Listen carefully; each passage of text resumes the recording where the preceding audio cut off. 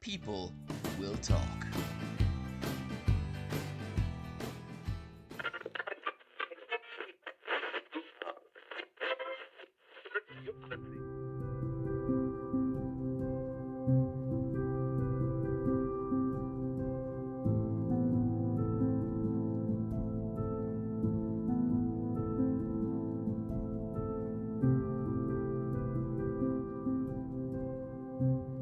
So, Dr. Chris, thank you very much for joining us just before your event. I will apologise to you on the podcast like this as well for having you beforehand. You don't need to. It's a pleasure. You're fresh in from Barcelona, so is this your first time doing these types of events in continental Europe, or? Yes, I suppose it is. Yeah, certainly in Spain. I've done a little bit of this kind of thing in the UK, but yeah, overseas. So it's an unusual experience, but it's been great. Bit of a whirlwind, but it's been really great. Yeah. So you're a renowned archaeologist, also a personality as well. So what is it like to be those two things at the same time? Recognised, adored, loved? I kind of want to deny it all, actually. Yeah, I mean, I guess I have an academic background. In the very, very, very small world of Egyptology, it turns out there are a few people who know who I am. Yeah, and this trip to Spain. So we're in Madrid now, of course. I've given a talk here already this week, another one in Barcelona. It seems a lot of people have seen me on the TV, on YouTube, or on social media, or whatever. And it's funny, especially for the last 2 years, I've been locked up at home along with the rest of the world. And a lot of people have told me that's where they came across me for the first time. So I guess this is almost like my first visit to the outside world, and it's a little bit kind of it's a little bit overwhelming, but it's really great. It's very, very nice. Nobody's come up to me and said, "I saw you on the television. You are awful." So yeah, all good. And this is the last question because we're going to go in a moment. But you've written 4 books, 2 for kids, which is great as well. So do you think Egyptology is also really popular amongst the next generation, and you see a bright future for those coming through school and also eventually university? Yeah, definitely. I mean, it's definitely one of those subjects. There aren't very many of them that you can do at school as a kid. That does seem to grab children, and I've had kids coming up to me after both, evening lectures. And this is the lectures I've done here have been, not aimed at kids at all, and yet there've been kids in the audience who've come up, and I've done a few signatures in books and things. And I love the process of writing for kids. It's a very different challenge, but I really enjoy it. And if they enjoy the end product, great. And yes, certainly I've found myself saying "see you in Egypt" to quite a few kind of 10 and 11-year-olds in the last few days. So yeah, all good. Nice. Well, Dr. Chris, thank you so much. Enjoy your grilling from María, and we'll have a good time.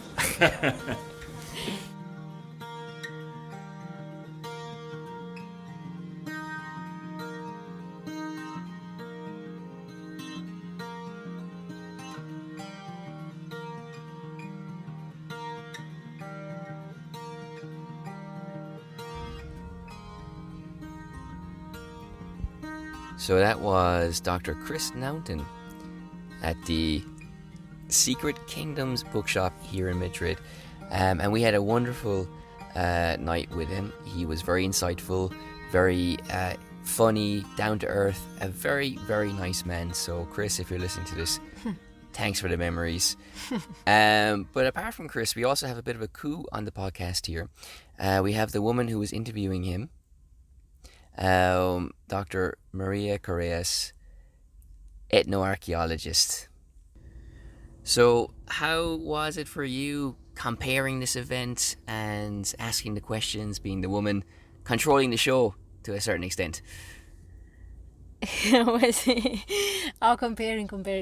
No, it was great. I loved it. It was really nice. It was a good opportunity to be able to, both for Chris to be here and for me to be able to meet up with him after so many years and kind of interview him and well, not so much interview him, but have a chat with him and in front of an audience that were really keen. So It was really nice.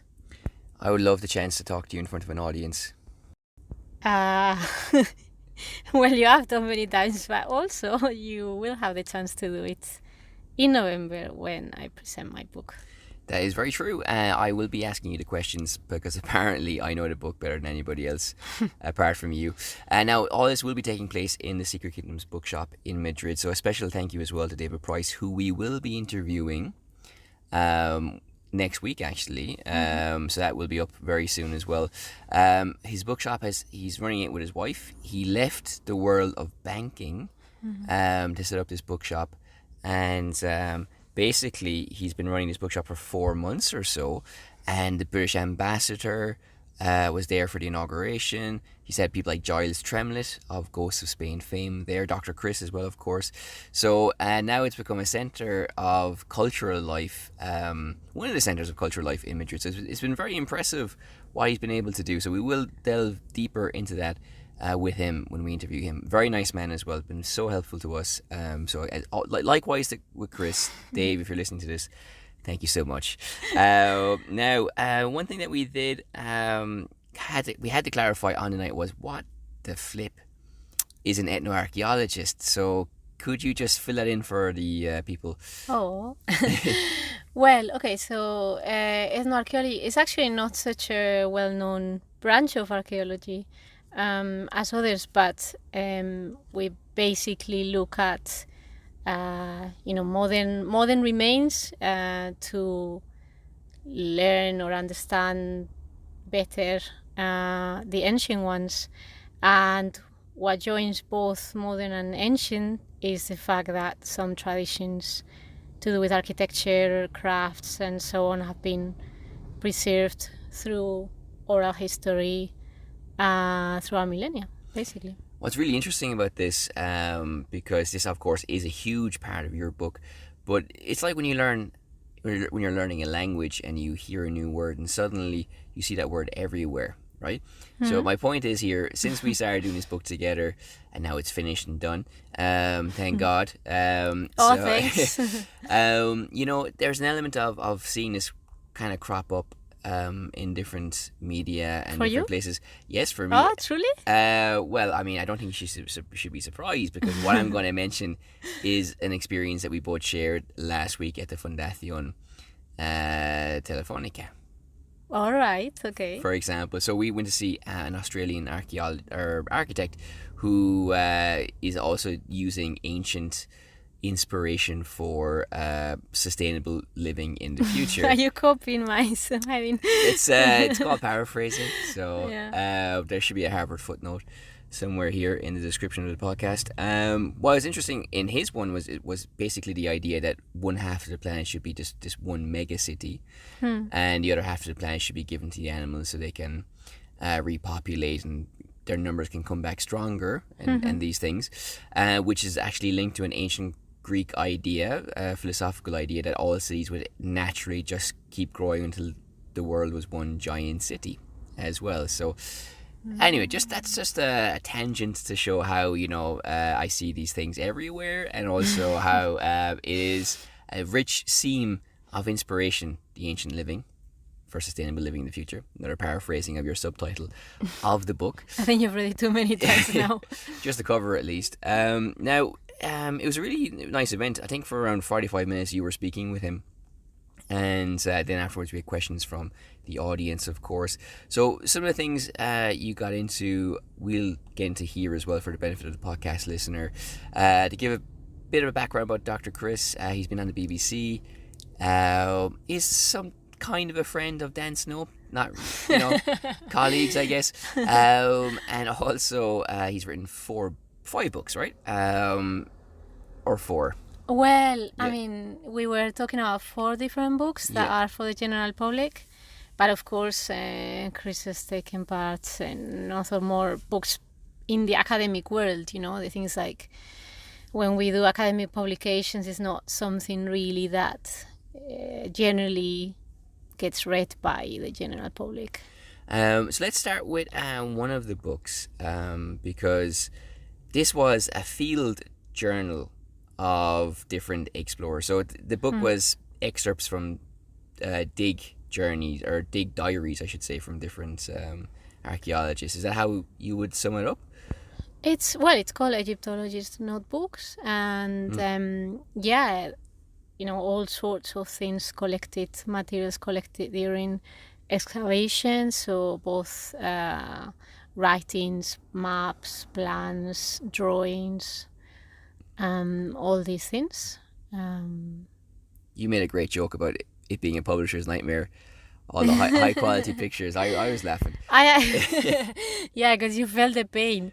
It wasn't so much a joke. I was thinking, it takes some guts to actually attempt that, because pretty much the first thing that publishers say is like, oh, we don't want any pictures, or there's certainly not any color pictures allowed.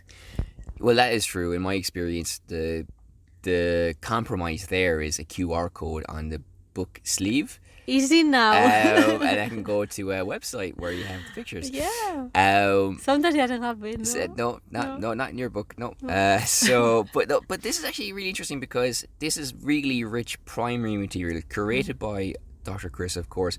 So this opens up a whole host of questions and interests and examples. So the people who were initially coming over to Egypt, the British and the French archaeologists, I guess you could say they have a bit of a mixed legacy, So on one hand, we're very enthusiastic in digging and finding Egyptian culture, but on the other hand, there's a bit of a post-colonial narrative here as well. So that's something I found really fascinating in the discussion, and how even today, modern day Egypt is working to maybe correct that by making sure there's always an Egyptian person on the dig and so forth, which we can go into that in just a moment, with the current state of play. But as a Spanish archaeologist, there's no controversial question here, but how do you see, foreign archaeologists today perhaps, but also more pointedly, how do you see the archaeologists of yesteryear, Wow, those are like two very different questions that, could take a series of podcasts. To answer the first one, obviously, even Chris was talking about this, how, you have missions, archaeological missions from so many countries, including Egypt, of course.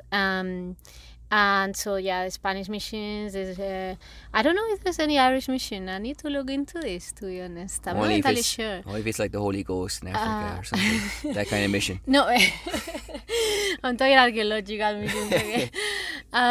But there are certainly Irish and Northern Irish archaeologists working in Egypt, that's for sure. And in Egyptian museums as well. Also the people that work in the digs, he was pointing this out, and so was a member of the public. They are tremendously skillful, and they've been doing it ever since archaeology or archaeological excavations started in Egypt from European countries. They've always been assisted by Egyptian workers, who are actually the ones that do the hard work of the actual dig. And even some people, some specific groups became really famous for it, like the Kuftis, that were a kind of ethnic group that everybody wanted to have in their excavations, because they were so good at working the land down. So because even some archaeologists who've studied it might be able to run a dig, but I think even Dr. Chris said himself he never really managed to use a trowel very well, and because you're supposed to work with the soil and know when the feel of the soil against the back of the trowel tells you when it's changing to another period and everything as well. So it is a quite sophisticated and delicate operation to dig down, as you said yourself. How about you? Are you handy with a trowel? No, I must admit I really empathize with what you were saying.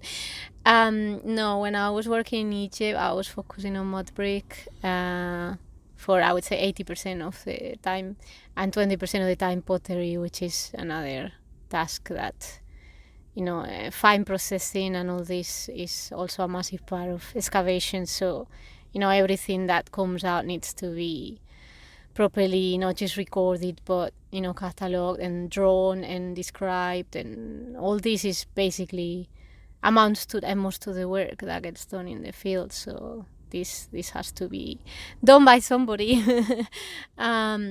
And certainly there are also Egyptians doing this, in the pottery team, in the recording findings and so on. But yeah.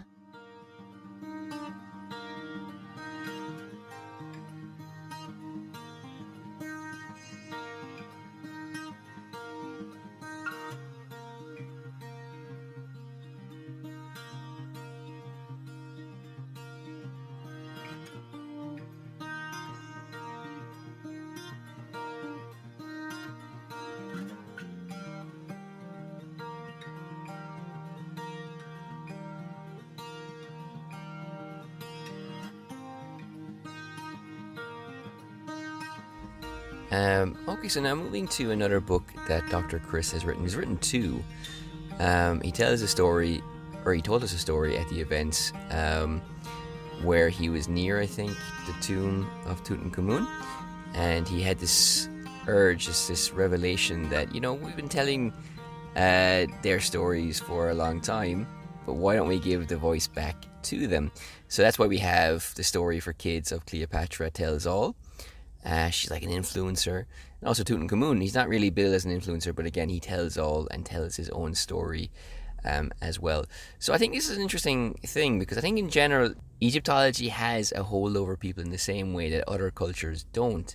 The Romans and the Greeks, certainly we all know that they have a central place in human civilization, but there's something about Egypt that really pulls people in.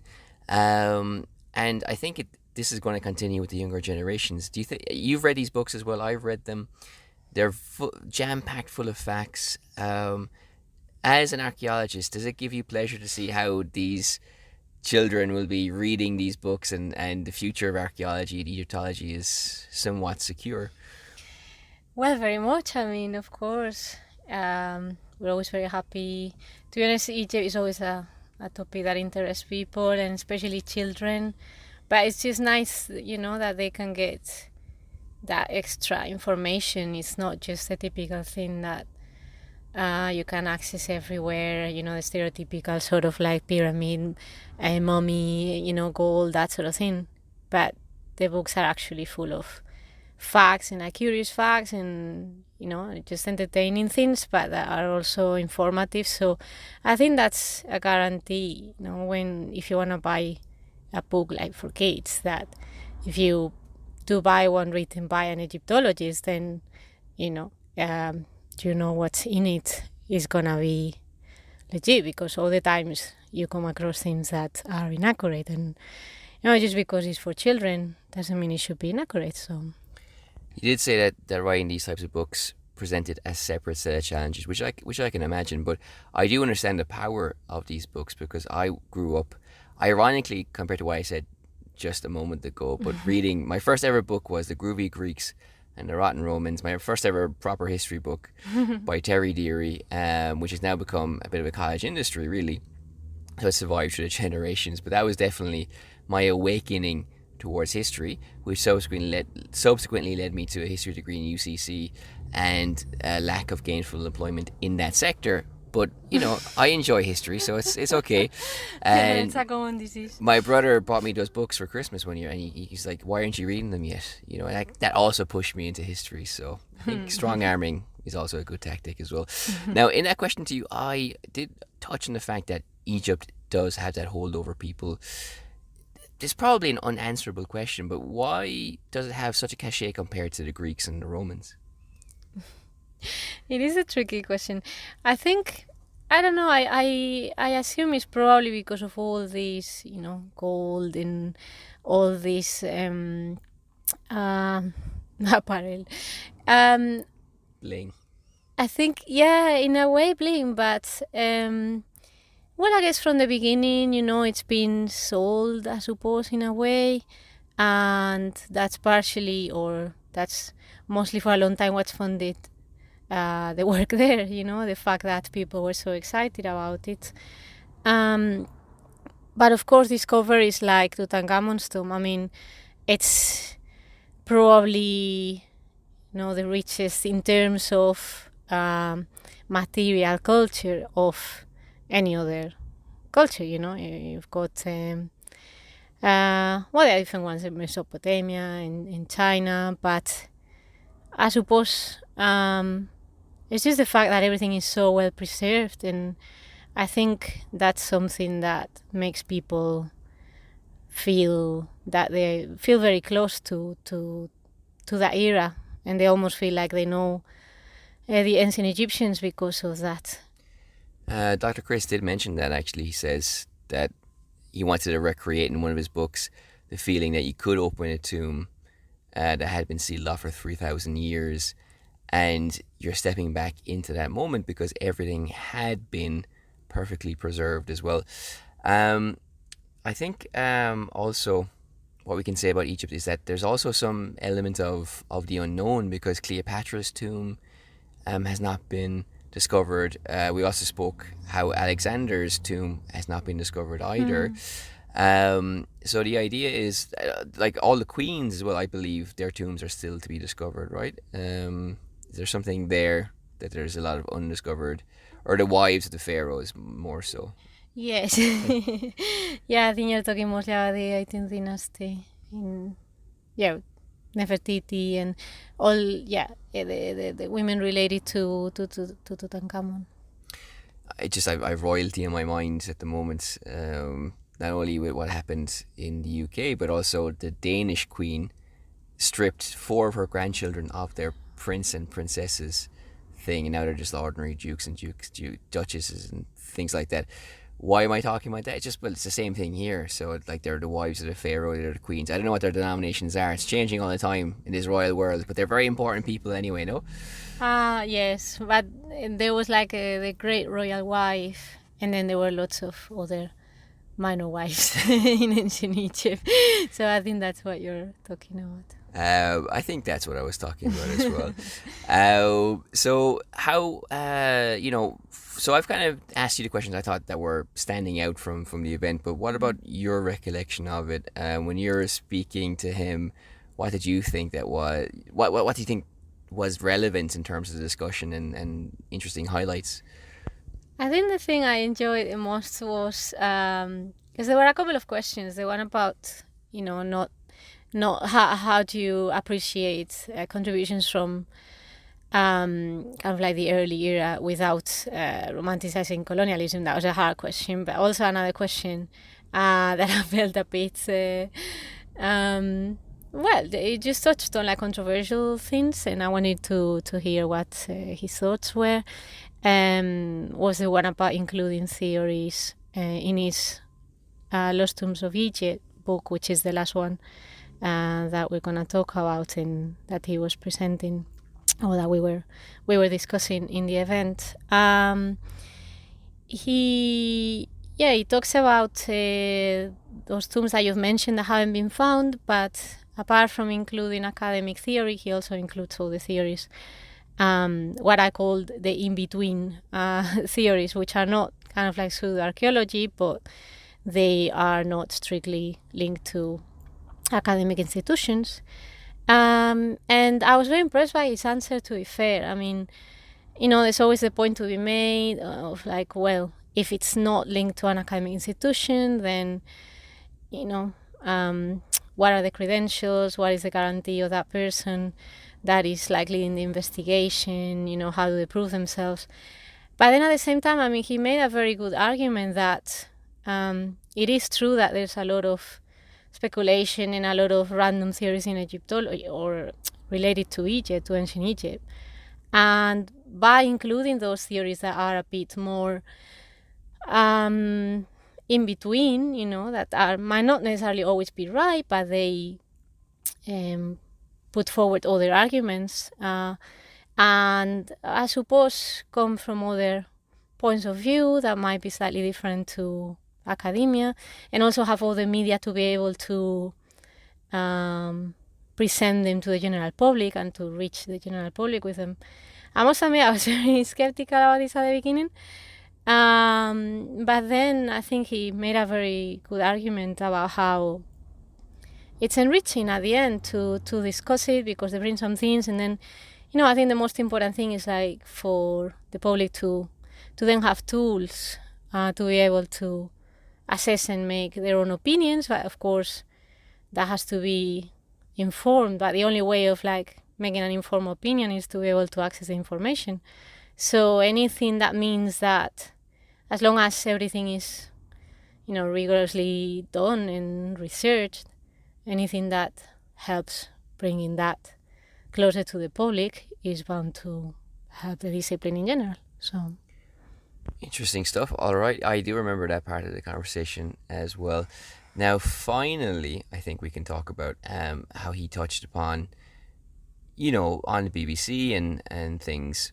It's always Tutankhamun, or it's always Cleopatra, and it's never something maybe that's more obscure, because at the end of the day, these institutions are businesses, and that's why we have independent history podcasts cropping up, like the History Hit podcast, for example, because they're taking matters in their own hands and covering stories that they're passionate about, instead of just catering to traditional broadcasters and the remit of, well, what's popular and financially viable. So with that in mind, if you had a podcast or a documentary on the BBC or whatever it is, I was thinking, I don't have a podcast.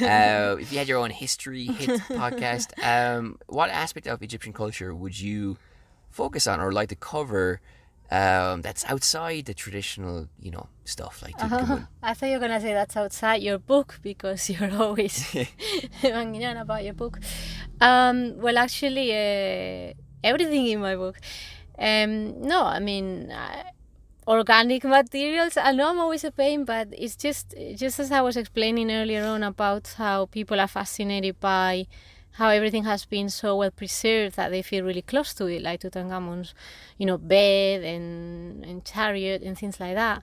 Then, if they knew everything that has been preserved of like daily life in Egypt, from like children toys, like articulate toys, to brooms, to like balls of rag, just a whole lot of things that I think are just so fascinating. I mean, bread, all kinds of food.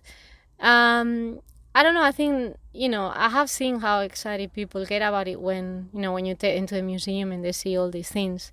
And it's just unknown to them. So I think if that part of ancient Egyptian history was better known, I think people find it equally fascinating, I know sometimes people want to just evade themselves and think, oh, I'm just interested, like when they read like a gossip magazine and I'm just interested in like the high life or whatever, upper classes, and it's far more glamorous and I don't want to see things that are like everyday life. But at the end of the day, that's probably what most people feel, empathize with, and it makes them feel closer to the past. So that's what I would go for. It's a very passionate answer. I love that. I think as well with Tutankhamun, not only is it a popular subject, but also we perhaps focus more on his death than his life. Because when we were translating, the exhibition that's going to be in the Madero of Tutankhamun, if we can say that publicly. So if you're in Madrid and see that was our translation. Well, mostly yours, yeah, let's be fair. Okay, I'm sorry for stealing credit from you in that regard. But I learned, I'm not sure if I learned it there, but but Khamun, the part of his name, I mean, he's named after the god he worshipped, right? So it's like you would be María Khamun if you're like a big Khamun worshipper. Right, I see what you're getting at. So I mean, there's a whole element there, and I think that sect fell out of favor as well after he died. That there's all this intrigue and tensions between gods. So like, where's all that? I mean, do people talk about that, or they do? They do. Yeah, of course. Oh, well, then fair enough, you know. Well, but the thing is, like, at the end of the day, it's such a short period. It's just like 50 years in like 3,000 years. Yeah. So it's actually, I mean, In the in-between kingdom. Indeed. No, the beauty of it is that, I mean, we know so much because he, Akhenaten came up with a new capital, came up with a new religion, although it was based on very old-fashioned version of religion. But, it was so kind of like specific that he actually, that we know so much about it. Also so little, of course, but I mean, so much in terms of that snippet of like 50 years within 3,000 years. It's actually amazing that it's such a big thing. Fascinating. Well, María Camun, thank you very much for your contributions. This has been the El Arpa Camun podcast, or the People Will Talk Camun podcast. I keep forgetting we changed the name. Like 4 years ago. But thank you all for listening. We do have the David Price interview, the Alvaro interview. We also have an interview with Maria Jose, who's but she's a big part of an NGO helping Afghani refugees, and also a very relatively well-known translator as well. These are our interviews coming up in future episodes. So this is me saying goodbye. I'm me saying bye. And good luck. Good luck and good night. Yeah.